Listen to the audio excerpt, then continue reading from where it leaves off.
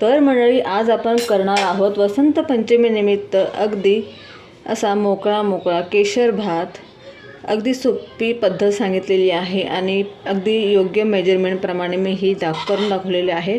तर तुम्ही पण आज वसंत पंचमी निमित्त नक्की ही रेसिपी करून बघा. हा केशर भात अगदी मोकळा बनलेला आहे. कसा बनलेला आहे आणि किती प्रमाण घेतलेलं आहे सगळं मी यात दाखवलेलं आहे.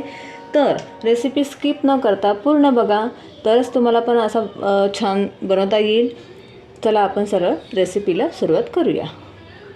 नमस्ते, प्रगतीज किचन रेसिपीमध्ये मी प्रगती तुमचं खूप खूप स्वागत करते. आज आपण करणार आहोत गोड केशर भात. इथे मी बासमती राईस घेतलेला आहे. 1 कप मेजरमेंट कपच्या अनुसार इथे 240 mlचा कप आहे, तो मी 1 कप भरून बासमती राईस घेतलेला आहे. आता आपण याच्यामध्ये थोडेसे मी ड्रायफ्रूट पण टाकणार आहे. थोडे किशमिश घेतलेले आहेत मी, मनुके, इथे मी काजू बदाम घेतलेले आहे तुम्ही, आणि इथे 4 ते 5 वेलची घेतलेले आहे. दालचिनी 2 तुकडे घेतलेले आहेत. 2 मी लवंगा घेतलेल्या आहेत आणि 2 ते 3 काळी मिरी घेतलेली आहे. तुम्ही तुमच्या आवडीप्रमाणे ड्रायफ्रूट्स कमी जास्त करू शकतात. तर आता आपण इथे मी काय केलं, पहिलेच ह्या तांदळांना मी स्वच्छ धुवून 1 तास अगोदर कोमट पाण्यामध्ये अशा प्रकारे भिजत ठेवले होते. हे बघा. तर आपल्याला हा राईस केशर भात करण्याच्या पहिले बासमती राईस तुम्ही कुठलाही घ्या, त्याला आपल्याला कोमट पाण्यामध्ये 1 तास, तुम्ही अर्धा पाऊण ताससुद्धा भिजवू शकतात किंवा 1 ताससुद्धा भिजत टाकू शकता. आता मी ते 1 तास मला पूर्णपणे मी याला भिजवून घेतलं आहे. तुम्ही पाहू शकता मस्त भिजला गेलेला आहे. आता आपण पुढची तयारी करूया. आता केशर भात करण्याकरता इथे सगळ्यात पहिल्यांदा आपल्याला अशा प्रकारे पसरट भांडं घ्यायचं आहे. तुमच्याकडे असं कुकर असेल तर कुकर पण तुम्ही घेऊ शकता किंवा कुठलेही तुम्ही पसरट पातेलं वगैरे घेऊ शकतात. आता आपल्याला याच्यामध्ये मी 1 लिटर पाणी टाकलेलं आहे. आपल्याला हे पाणी व्यवस्थित उकळून घ्यायचं आहे. याच्यामध्ये आपल्याला राईस शिजवायचा आहे. तर इथे आपण केशर भात करतोय, तर केशर भात करण्याकरता केशर टाकल्यावरती एवढा रंग येणार नाही. त्याच्यामुळे मी इथे 1/4 टीस्पून केशरी कलर टाकते. याच्यामुळे आपल्या भाताला अगदी छान केशरी कलर येईल आणि दिसताना सुद्धा छान दिसेल तो, आणि आपल्या केशर गोड भाताला अगदी छान टेक्स्चर येईल. त्याच्यामुळे आता मी इथे फूड कलर टाकून घेतलेला आहे. आता आपल्याला हे पाणी व्यवस्थित उकळून घ्यायचं आहे. पाणी उकळूस तोपर्यंत आपण आपले काजू बदाम चॉप करून घेणार आहोत. तर आता इथे मी याचे असे मधोमध 2 भाग करते. मग अशा प्रकारे मी काजू बदाम कट करून ठेवणार आहे. तुम्ही तुमच्या आवडीप्रमाणे याचे तुकडे करू शकतात. अशा प्रकारे मधून मी याच्या फोडी करून घेते. अशा प्रकारे मी सगळे ड्रायफ्रूट्स कापून घेते.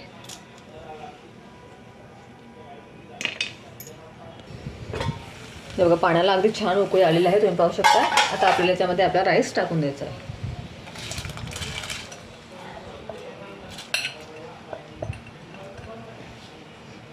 आता आपल्याला याला 80% शिजवून घ्यायचा आहे. आपल्याला ओव्हर कुक करायचं नाही आहे. याला फक्त आपल्याला 70 to 80% कुक करून घ्यायचं आहे उकळत्या पाण्यामध्ये.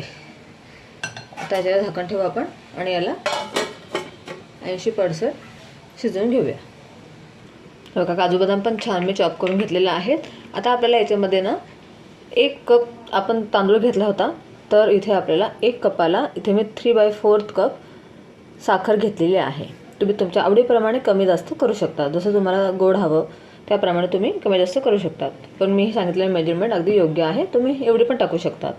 आता आपल्याला केशर भात म्हटल्यावर केशर तर आलंच पाहिजे. तर इथे मी अर्धा कप दूध घेतलेलं आहे.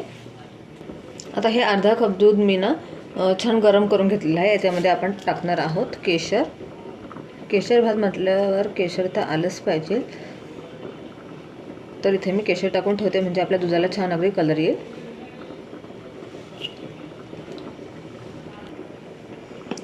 थोडंसं मिक्स करून घेऊया आणि याला सोडून देऊया.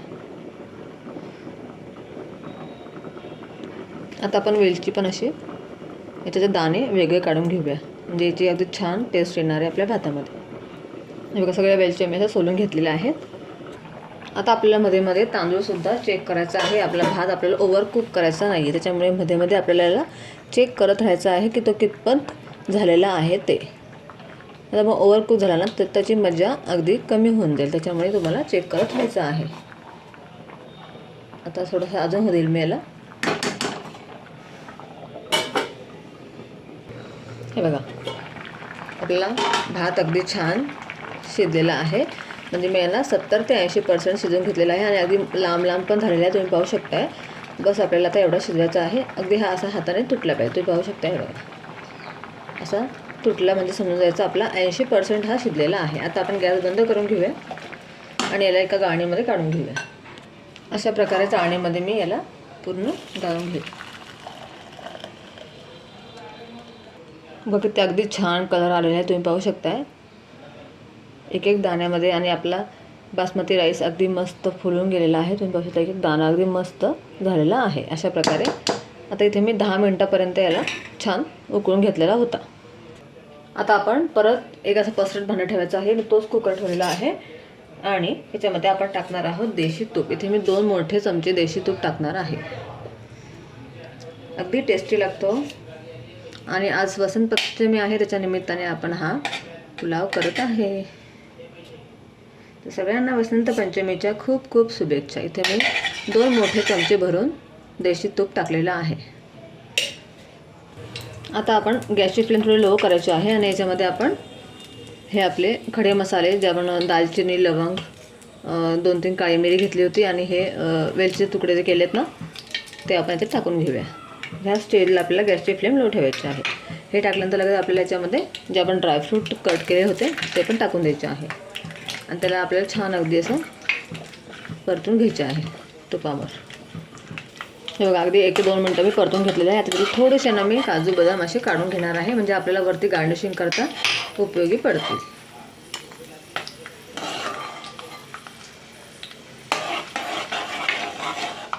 त्याच्याने मनुकेसुद्धा मी थोडेसे फ्राय करून घेणार आहे. अगदी फुलल्यावरती टेस्ट ना खूप छान लागते भातामध्ये. इथे मी थोडेसे खोबऱ्याचे तुकडे पण टाकणार आहे. ते पण आपण छान याच्यामध्ये भाजून घ्यायचे. हे बघा, आपले मनुके वगैरे छान अगदी शेकले गेलेले आहेत, तुम्ही पाहू शकता किती मस्त दिसता आहेत. अगदी टम्म फुललेले आहेत आणि आपले काजू बदाम पण छान याच्यामध्ये शेकले गेलेले आहेत, भाजले गेलेले आहेत आणि खोबरंसुद्धा आपलं छान भाजलं गेलेलं आहे. आता लगेचच आपण याच्यामध्ये आपण जो राईस बॉईल केला होता तो याच्यामध्ये आपण पूर्णपणे टाकून घेणार आहोत. गॅसची फ्लेम इथे मी लोच ठेवलेली आहे.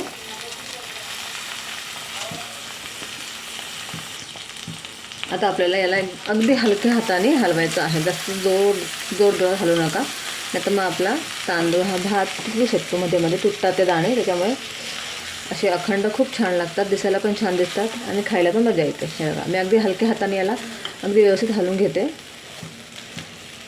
आता आपण याच्यामध्ये टाकणार आहोत साखर. इथे मी 3/4 कप साखर घेतलेली आहे. तुमच्या आवडीप्रमाणे कमी जास्त करू शकता. आता आपण साखर घालूनसुद्धा याला अगदी हळूहळू मिक्स करून घेणार आहोत.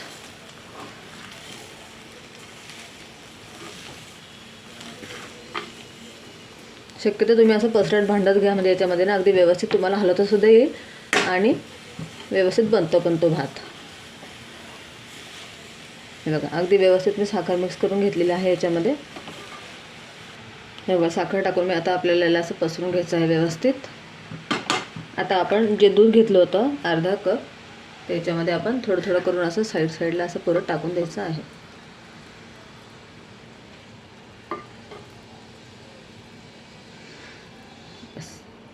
आता आपल्याला हलवायची गरज नाही. आपल्याला आता याला झाकण ठेवून एकदम लो टू मिडियम फ्लेम, तुम्ही लो फ्लेमवर जरी शिजवलं तरी चालेल, आपल्याला लो फ्लेमवरती याला 10 मिनटापर्यंत शिजवायचं आहे किंवा दम द्यायचा आहे. त्याच्यामुळे अगदी छान याची टेस्ट आणि टेक्स्चर येणार आहे.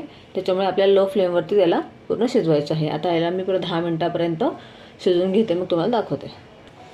हे बघा, 10 ते 12 मिनटं मी अगदी लो टू मिडियम फ्लेमवरती आपल्या भाताला छान शिजवून घेतलेलं आहे. तुम्ही पाहू शकता अगदी छान टेक्स्चर आलेलं आहे आणि किती मस्त शिजलेला आहे. अगदी पाहूनच खावासा वाटणारा आपला केशर भात तयार झालेला आहे. आता आपल्याला याला परत गॅस बंद करायचा आहे आणि 10 मिनटं परत आपल्याला याला झाकून ठेवायचं आहे थंड व्हायला. मग तुम्हाला मी सर्व करून दाखवते. हे बघा, 10 मिनटं झालेले आहेत. मी अगदी मस्त थंड करून घेतलेलं आहे. तुम्ही पाहू शकता किती छान टेक्स्चर आलेला आहे आपल्या केशर भाताला आणि कलरसुद्धा अगदी अप्रतिम आलेला आहे. मी तुम्हाला याला आता मिक्स करून पण दाखवते. हे बघा, अगदी मस्त एक एक दाणा मोकळा आलेला आहे. तुम्ही पाहू शकता. आपले सागर पण छान याच्यामध्ये विरघळली गेलेली आहे आणि अगदी एक एक दाणा मोकळा झालेला आहे.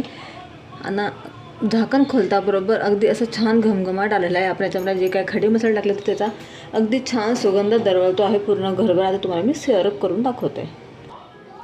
बघा अगदी एक एक दाणा मोकळा असा आपला केशर भात हा अगदी टेस्टी तयार झालेला आहे. मी अगदी साध्या आणि सोप्या पद्धतीने तुम्हाला ही रेसिपी दाखवलेली आहे. तर रेसिपी आवडल्यास नक्की शेअर करा आणि रेसिपी नक्की तुम्ही ट्राय करून बघा. आज वसंत पंचमीनिमित्त तुम्ही सुद्धा ही रेसिपी नक्की ट्राय करा. अगदी सोप्या पद्धतीने मी सांगितलेलं आहे आणि झटपट बनतो, काहीच असं वेळ लागत नाही आणि टेस्ट राहतं अगदी जबरदस्त लागतं. आपण जे थोडेसे काजू बदाम तळलेले काढले होते त्याच्यावर गार्निश करूया आणि आपली रेसिपी आता पूर्ण झालेली आहे. तुम्ही पाहू शकताय नेमका अगदी दाणा दाणा आपला एक एक छान दिसतोय आणि खूप टेस्टी लागते. ही रेसिपी तुम्ही नक्की ट्राय करा. जर तुम्हाला माझी आजची रेसिपी आवडली असेल तर रेसिपीला नक्की लाईक करा, शेअर करा आणि कमेंट्स नक्की करा. तुम्हाला माझ्या रेसिपी कशात वाटतात आणि तुम्ही ह्या रेसिपी कुठून बघता हे तुम्हाला नक्की सांगा. जास्तीत जास्त व्हिडिओ बघण्याकरता प्रगतीज किचन अँड रेसिपीला सबस्क्राईब करायला विसरू नका. अशाच नवनवीन रेसिपी करता एक लाईक नक्की करा. बाय.